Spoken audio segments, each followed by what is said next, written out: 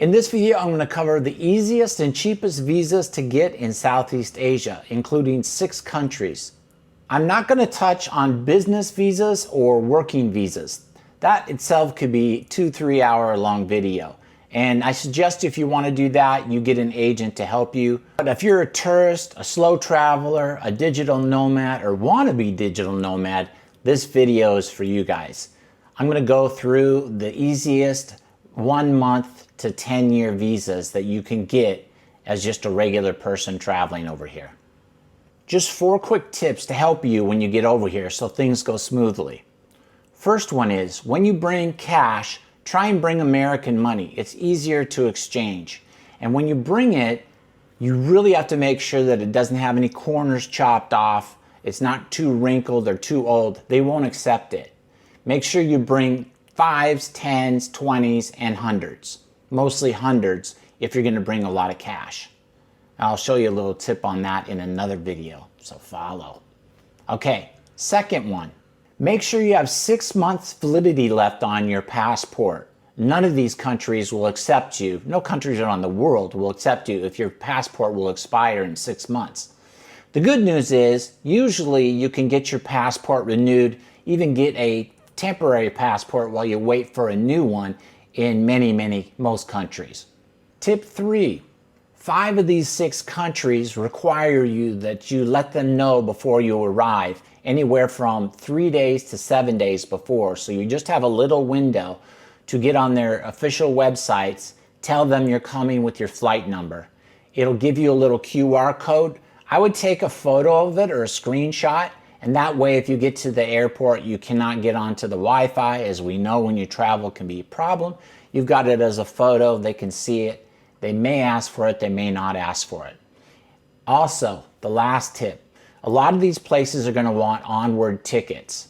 So what you need to do is, if you really don't know how long you like a country, it's very normal, right? Maybe you go to the Philippines and you're there for 3 weeks and you're like, I got to get out of this place, right? Or maybe you're like, oh, I want to stay here. So you don't want to buy a real ticket. There's a lot of places that you can buy these temporary. They just reserve a real seat on an airplane for you, but don't book it until 48 hours before you fly. Even 1 day before is best. That way, the ticket, the reservation is not expired. The ticket reservations usually only last up to 48 hours. So if they ask to see an onward ticket, they may not. At least you have a proof to show them. It only costs $15 or $20 for these onward tickets. And the company that you pay cancels the ticket. You don't have to worry about paying anything other than the fee to them. Really a cool service. I lied. There is one more tip. That is, download the Grab app in your country, put your credit card on it. That way when you get to these countries, all of these airports, you can book a Grab. Stay away from the taxis. You don't want to get ripped off. It's a bad way to start your trip. Vietnam, they do require a visa that you fill out online. It takes 3 to 5 business days to get a response. Make sure, because they have some really long holidays, I would suggest 2, 3, 4 weeks before you plan on going to Vietnam, you apply. And in case you make a mistake in the application or something that they reject it, I've had that happen, then you got to reapply. So make sure you do it in time. There was all this hype for the golden retirement visa, or these big visas that were coming out about 5-6 months ago. So turns out it is really just an investor visa. And what that is you got to put a minimum of $75,000 or $80,000 down, up to who knows how much you want to spend to start a business in Vietnam. You have to hire one employee who's Vietnamese. So we're not getting into all that. There is no retirement visa in Vietnam.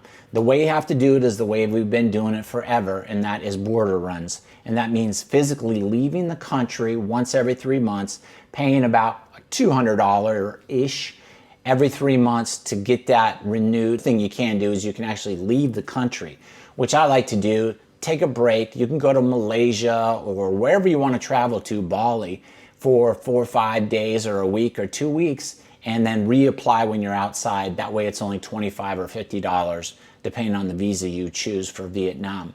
25 is single entry for 90 days. 50 means you can leave Vietnam, come back in. You don't have to apply for a new visa. Thailand, 60 days, visa free. You can extend one time for about 60 US dollars, so 90-day stay. After that, you have to leave the country and come back in. You get to do that for a total maximum of 180 days per calendar year now. And they're pretty strict about enforcing that where they didn't used to be. So you're going to need to change that into a different visa, which you can awesomely do in Thailand. You can turn it into an education visa with 3 options. Muay Thai, it's good for your health. 2 is cooking classes. You can learn how to cook Thai food. Scary to me. And 3rd, the one I would be interested in, is Thai language classes. And the great thing about all these is you have options how many days you want to go. From a minimum of 2 up to 6 days a week, how much you want to train. You pay the school and they help you get the visa. And you can continue another year after that on that same visa if you want to continue with Muay Thai or whatever the case may be. If you do take the language one, make sure you really study because they're going to speak to you in Thai at that 2nd year, and you better be able to understand them. Thailand also has the DTV, which is quite famous. You need $15,000 in your combined savings and checking accounts, and you have to prove that, plus you have to have income proof of your job and where it is. Even if it's you're self-employed, that's fine, but you have to have some kind of proof, some kind of months that you can show them that this is what I do, so you have enough money to live here. They want to make sure that Thailand's trying to get people with a little bit more money to stay here long term, not just backpackers on budgets, the younger ones. Okay, 3rd country, Cambodia. It's much easier just to do it at the airport. Don't do the website. I guess the website has a lot of glitches and problems. It's a little bit more money to do it on there, and sometimes they ask for more information online. Where in person, they're a little bit easier. Does it? I can tell you that from going and doing border runs all the time. The Cambodian people, the security people, the immigration people are very, very nice and friendly. So I would suggest that you just do it when you get there. You can only extend this one time for 30 days on a tourist visa, but you can switch it while you're there to other types of visas. So there's many different options there, from 1 month, 3 months, 6 months to a year, and you can leave the country on the 6-month and 1 month extension. So at that point, I would try and get an agent and they can guide you through that. A lot of these countries, you kind of have to grease the palms to get things done. They can grease the palms. You're going to have to pay for that, of course. You pay them. They give a little of the grease to the GOVT, and then you get stuff done. And that's kind of how it works in a lot of these countries. Okay, 4th country is Malaysia. They are now #1 in tourism out of all the Southeast Asian countries because the prices are good. Everything's pretty cheap there. It's quite developed and the nice areas are beautiful. And the Chinese are going there like crazy because not only do they have really good English skills, they also have very good Chinese skills because there's a lot of Chinese heritage there in Malaysia. So I will say that the girls are not as beautiful in Malaysia as they are in the other 5 countries. But if you like chunky girls, you're going to be fine. Assuming you fly into Kuala Lumpur, you're going to arrive and you're going to have a kiosk that's available for most nations, first world nations, to get into the country. And again, it doesn't cost any money for 90 days tourist stay. But they may ask you some information. They may ask for your onward ticket. They may ask for your QR code for your digital arrival card. So you really don't know. That's up to the kiosk or an immigration officer if you end up having to talk to one of them. So if you do want to stay, there is no actual extension on the tourist visa. You actually have to leave the country, say go to Singapore or Thailand for a week and then come back and apply again. There are no guarantees that the immigration officer is going to let you in. And at the end of the video, I'm going to give you some immigration tips that might help so you can get approved. 5th one is Indonesia. Now this one's becoming more and more popular with foreigners now who are tired of the Philippines or have no luck in Vietnam or don't want to deal with the Thai dating scene. So Indonesia is the #1 biggest Muslim country in the world. But just because it's Muslim, what I've learned is it's a lot like our religions in America. There's people that take it way to the highest degree, right? And are really strict, some in the middle and some not at all. And that is exactly what it's like in Indonesia with Indonesian girls. So you get all kinds of different reactions. You're going to go there. You're just going to get a 30-day stay and you need passport photos here. And you can extend one time for an additional 30 days. So that's it. After that, you got to leave. Or apply for a C1 tourist, which can allow you to stay 90 days in a period of 180 days. So it gets a little bit tricky, not as easy in Indonesia to stay there. Okay, number 6, Philippines. Many people, you probably already might know a lot of this information, but wait or skip ahead to the immigration officer's tips that I'm going to pass on to you guys that can help you, so you don't get your hopes built up for a great vacation and have an immigration officer go boom, denied. So I'll give you about 3 or 4 tips with them. Okay, the Philippines, you're going to get 30 days visa free. Again, you have to register the DAC with the Philippine government 1, 2, or 3 days before you get there. The first 30 days is going to be free, and then after that you can extend it month by month or multiple months, or it's up to you, up to 3 years.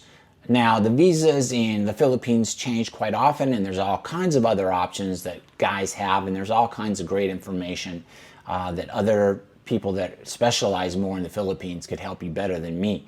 But it is quite easy, at least for Americans and many of the big countries, to go there and stay. Pretty easy, you just got to pay that money.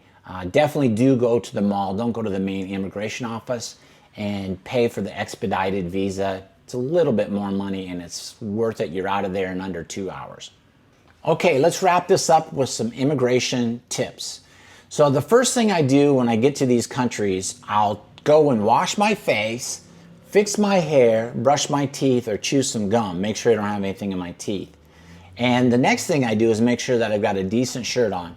Usually I like to wear a polo shirt, maybe a little jacket that looks okay or nice. That way when you go to the immigration officer and meet them, that you look respectable, you don't look like a hippie backpacker with no money.